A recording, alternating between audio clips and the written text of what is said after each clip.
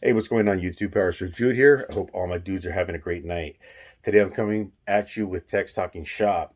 It's going to be the conclusion of our tool trucks versus everything else series, or tool truck versus the world, as Tucky says it.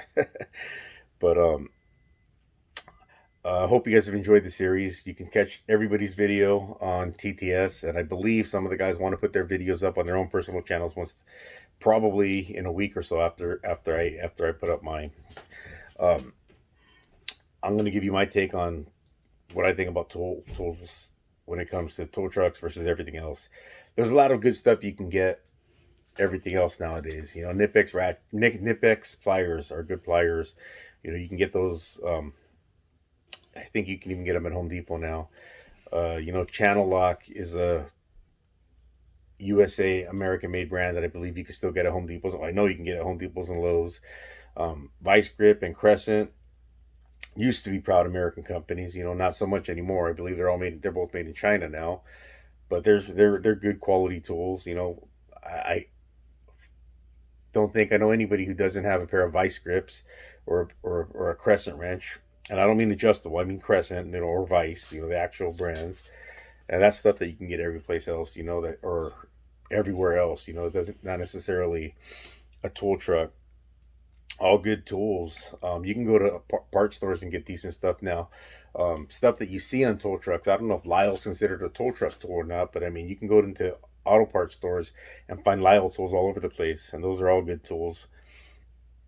There's a lot of online companies that you can get tools from. You know, Capri, Tecton, Aries, just to name a few. Um, I've got some Capri tools, and they're solid tools. I stand behind them. I've gotten some tools recently from JD Tico. Not the stuff that they sell. Well, I've gotten stuff that they sell from other companies like K Tool, Easy Red, Vessel. All good tools, all good quality tools. And I've got the JD Tico branded tools. I've got their side cutters. I've got their pistol grip pliers. I've got their mini pry bars. All solid tools. I would stand behind it and use. So I know a lot of people look at me, and I do talk about Snap on a lot, and I do like Snap on. You know, Snap on probably is my favorite um, tool company. They're an expensive tool company, you know, and I want to preach this to the young guys. Please don't think you have to go into a shop with the most expensive tool. You know, what's more impressive than going in with a toolbox full of Snap-on tools or Mac or Cornwell, um, Matco even, I guess. You know what's more impressive than showing up with those tools in that toolbox? Uh, Fixing vehicles right the first time. Doesn't matter what tools you got. You know, you show people that you can work on vehicles, get them diagnosed correctly, get them done in a timely manner. Um, that is way more important.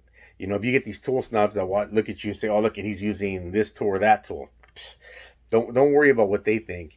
You know, when you start getting trucks and or vehicles fixed properly, quickly, you're going to move up because you're going to get raises. You're going to get trainings. If you work at dealerships, they're going to send you out for training. If you work at independent shops, you're going to get the jobs that pay more because you're more efficient when you do them. So use your tools that you have to become a more efficient tech. Don't worry about what tool brands you have. You know, if you like Snap on, buy Snap on. But if you show up, don't show up with a bunch of Snap on tools and then ask someone, hey, you know, help me with this brake job. All right, cool. No big deal. Maybe you've never done drum brakes. But then the next day you get a drum brake job. Hey man, help me with this brake job. And then the next day, same drum brake job. Hey, help me with this brake job. You know, dude, this guy's got a box full of Snap-on tools, and he's asking me, you know, first day, cool. Second day, well, third, fourth, fifth day, come on, man. This guy's a poser. He shows up with all these tools. He doesn't know how to work on anything. Um, Tool does not make a tech. Tech makes his tools what they are. Now, that all being said, let me talk a little bit about what I like. Um, when it comes to pliers, I like Snap-on pliers. I like Snap-on pliers. They are by far my favorite. Um, SK makes a good plier, and SK I believe would fall under the. I believe they fall under the um, in not the world. I guess I know I've seen SK trucks before, but they're far and in between, and you can get them online with steals and deals and all that. So I'm going to use SK as a non-tool truck for now. I can't say that for gear wrench because gear wrench trucks are being more and more, you know, prominent. But I don't really buy too much gear wrench, so I'm not too worried about that. But gear wrench is a good tool if you like gear. I know Country Mile Garage uses a lot of gear wrench. I mean, he recently upgraded his ratchets from gear wrench to snap on, but he stands by his gear wrenches. He just found something that he likes a little bit better. That doesn't mean he doesn't like his gear wrench. Um, so I got off track a little bit. I was talking about pliers. So I like Snap-on pliers. SK makes a good plier. Then there's independent companies that make great pliers. You know, Nipex makes a good plier. Uh, Vampire makes a good plier. And there's a bunch of smaller companies that I've never tried their stuff yet. You know, I haven't really tried Capri pliers. I've got some Capri tools. They're a non-tool truck company. I don't know if I mentioned them already. I'm kind of taking this all on one shot today, guys. I'm shooting from the hip, and I'm hoping that I don't repeat myself. I hope you guys enjoy this. But Nipex, not Nipex, Capri. I know they've got pliers. Tecton's got pliers, and in fact, I think Tecton's got a pretty uh, nice plier set, and I believe their pliers are made in the USA. Even I'm not 100% sure about that. Um, Sockets. I wish I could have all Snap-on sockets. Uh, but Snap-on sockets are extremely expensive. I mean, if you had a whole top row drawer full of Snap-on sockets, like somebody hit up Diabolical 58 one of these days and ask him what that top drawer costs, man, because that was some time spent and some time and money spent filling that top drawer up, man. If you guys haven't seen his channel, man, everybody go check out my boy Diabolical 58. That guy has got the sickest setup on YouTube when you talk about. I'm not a fan of red and black, but man, his box is phenomenal. He's got the Epic, the two smaller. I guess they're Epics as well. Then he's got the side cabinets. He's got the tops. He's got a badass setup. Excuse me. But I'm getting off topic again. Let's see. So I talked about sockets. Like I said, I'd like to have all Snap-on, but I don't. Um, when it comes to quarter inch, except for broaching and all that, I guess I don't think it's all that important. The broaching is important, but I mean, unless you're using tools improperly, you're probably not going to break quarter inch sockets. My quarter inch impacts are Capri. Uh, that's cool. My quarter inch chromes are some cheap Amazon set. Um, then as it steps up in size, they get a little bit better. My 3/8 impacts are all Cornwell and Snap on. Um, and then my 3/8 chromes are Monster Mobile. So that tells you, you know, the variety of some of the variety of the different sockets that I use. Screwdrivers, I kind of like screwdrivers. I got a shit ton of screwdriver sets, but the ones I have on my cart that I use regularly are my Snap-ons. You know, I use these ones all the time. Those are the ones that I use. My cordless tools. I'm not a fan of Milwaukee. I know a lot of people like Milwaukee. I'm not a fan of the paddles. I have DeWalt tools. I don't know if DeWalt would be considered a tool truck now because they're always on the Mack trucks. But I got all my DeWalt stuff at Home Depot or Lowe's. I've got some Mack cordless ratchets, a 3/8 and a quarter inch drive. They're both good ratchets. And then I've got the Snap-on quarter inch long neck and the Snap-on 3/8 long neck, and then I've got the Snap-on and 3/8 non long neck ratchets, and the non long neck 3/8 ratchet is the Brute. Um, those are good ratchets. The Brute's strong, slow, but it's strong. But you know what are you going to do? You're going to give up some speed for all that torque. But now they got the brushless one, and I've played with the brushless one. I've held it in my hand, and I like it.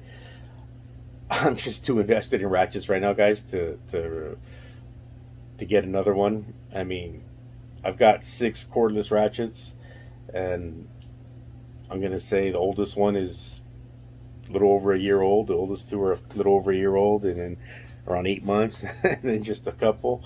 So I'm not buying any cordless ratchets right now. Um, my pry bars are Snap-on and Mac. I like those, but you can get a great pry bar. I think Mayhew makes pry bars for a lot of different companies, like Matco, possibly Mac. I'm not sure, but Mayhew makes a great pry bar, so you can go either way on that. Um, well, apologize, guys. Like I said, I'm shooting from the hip, man. I'm doing this all on one shot. Uh, my ratchets are Snap-on, SK, Gear Wrench, Matco, Craftsman. Shoot, my ratchets go all over, and I use all of them. I mean, I have some cheap stuff like OEM tools and stuff that I don't use the ratchet, but I have OEM tool sockets and I like them. They're okay. My lights is a fetish for me. You know, I don't care if it's Snap On or Easy Red or Quantum. If you got a cool looking light, I'm probably going to pick it up. Uh, but I guess my main part that I wanted to say is, I've got a lot of tools off of tool trucks, and I've got a lot of tools that are not off of tool trucks. I mean, if you saw my tool cart video or my toolbox tour, either one of those will show you that I use a lot of different tools, a lot of tool truck stuff. But for me, the stuff that I use regularly, if I'm going to be on a road call somewhere, I want it to be something that I know is not going to fail. Like my boy Antonio Orozco, he was talking about taking his better tools home and keeping his lesser tools at work. I know what he means, because if he has a tool fail on him at work, he's got 6 out of 10 other techs that he can go, hey man, I just busted this. Truck's not going to be here, or I can't replace it. You got this I can borrow? Yeah, go for it. Here you go. But when he's at home on a weekend working on something and something fails, then he's done. He's done. That's it. He's done for the weekend. Or he's got to go try to find it. Drive. I don't know how far he lives from a Home Depot or a Lowe's, or if you can get a truck to come out on a weekend. I doubt that. I mean, not very many people can get trucks to show up at their house on a Saturday or a Sunday.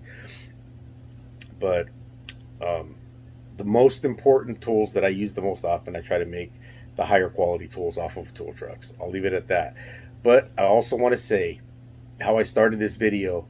You know, you show up at a shop and you start diagnosing vehicles, fixing them right the first time, getting them out in a timely manner, being efficient, making a paycheck, providing for your family. That's going to be way more important, and ultimately people are going to look at that and be like, man, this dude rocks, man, check him out. um, and that's the way to try to do it, guys. Figure out what tools work best for you in your budget, get your job done, and improve as time goes on. I mean, upgrade as time goes on, because eventually, no matter how much you're rocking those Pittsburgh ratchets, or those icon sockets, you know they can be rocking it for you. You're going to want to upgrade, because you're going to know there is a quality difference. But if it works for you, it works for you, and use it until you can afford to upgrade. Because I went a whole long way. I talked about a lot of different stuff. I talked about some different tools that I use. But let me make this final point. First off, use the tools that you use to get jobs done efficiently.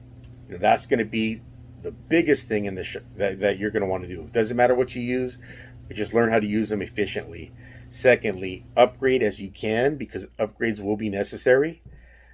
And don't go into hawk, so you're working. Don't work to pay for tools. How am I trying to say that? Let your tools pay for tools where you're. Anyway, I don't know. I'm losing it, you guys. I'm sorry. I apologize. I'm about 14 minutes into this video. It's been a scramble fest, and I'm gonna watch it right now, and then I'm just gonna upload it. I might not even watch it. Hope you guys enjoy this. PowerStroke Jude out. you.